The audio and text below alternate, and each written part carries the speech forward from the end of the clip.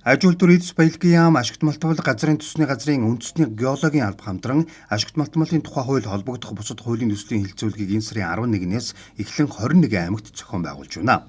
Хэлэлцүүлгийг Аранга аймагт энэ сарын 11-ний өдөр зохион байгууллаа. Хуулийн нэмэлт өөрчлөлтөнд хайгуулын тусгай зөвшөөрлийг олон төрлөөр олгох, эрэл хайгуулыг эрчимжүүлэх, чухал ашигт малтмалын зохицуултыг шинжлэх, ашигт малтмалыг баяжуулах зохицуулт хийх, ашигт малтмалын нөөц ашигласны төлбөр, уулуурхайн салбараас орон нутагт хүртэх өгөөжийг нэмэх зэргийг тусгаад байгаамаа. Судалгаагаар эргэцүүн орчин хэвээр байвал уулуурхайн салбарт 2050 он хүртэл шинэ хөрөнгө оруулалт орохгүй эрсдэлтэй. Иймд татварын орчныг шинжилж хөрөнгө оруулалтыг доктортой хадгалах боломж байгаа. Иймд иргэд аж ахуй нэгж төр нутгийн захиргааны болон иргэний нийгмийн байгууллагууд хуулийн хэлэлцүүлэгт идэвхтэй оролцохыг ашигт малтмал газрын төсний газраас уриалж байгаамаа. За хуулийн нэмэлт өөрчлөлттэй холбогдлолтой бол бас олон саналуудыг хэлж байна. Энэ түгээмэл дарахцтай ашигт малтмалын асуудал бол сум шийдвэр гаргадаг нөхцөл байдал нь орон нутгийн болон улсын чанартай бүтээн байгуулалтанд их саад учруулж байна. Зуны сар 6 биш. Тэгэхээр бид бүхний бүтээн байгуулалтын ажлууд саад учруулж байгаа, их үнэтэй болж байгаа. Ингэснээрээ орон сууцны үн өсөх, нөгөө агаар орчны бохирдлыг бууруулах том бодлогын ажлууд саад болж байгаа юм зүйлүүд байна.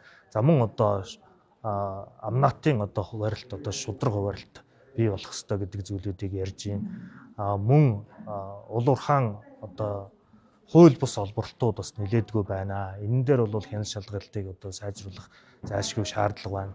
Дөхөн сэргээлтийг сайжруулах шаардлага байна гэдэг ийм олон санаачлуудыг гаргаж Аранга аймгийн орон нутгийн байгууллага, за мөн төсөл хэрэгжүүлж байгаа компаниуд, төрийн захиргааны албан хаагчид өргөн бүрэлдэхүүнтэй оролж идэвхтэй оролцлоо. Сая тусгай зөвшөөрөл нь дуусгар болцсон зүйл дээр олборлт хийж байгаа гэдэг ийм мэдээллийг бас хүргэж байна. Хоёрдугаарт нь урт нэртэй хуулийг зөрчөөд олборлт явж байгаа гэдэг ийм зүйлүүдийг ярьж байна. Тэгэхээр миний түрүүний хэлсэн ашигт малтмалын энэ хууль бус олборлолтоо хатуу тэмцэхээр аж үйлдвэр эдс баялагын яам, за мөн байгаль орчны яам, цагдаагийн ерөнхий газар, экологийн цагдаагийн газар хамтарсан ийм ажлын хэсэг байгуулагдсан.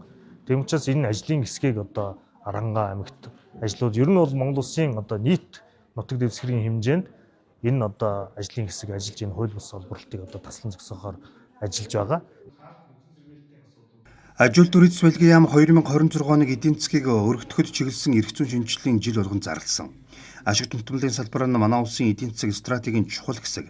Улсын нийт орлогын 28, экспортын орлогын 94, аж үйлдвэрийн салбарын 74%-ийг бүрдүүлдэг. Тиймээс хууль эрх зүйн орчныг шинжлэх нь салбарыг доктортой хөгжүүлэх, хөрөнгө оруулалтыг нэмэх, орон нутгийн иргэдийн эрх шигийг хамгаалах зорилготой юм а.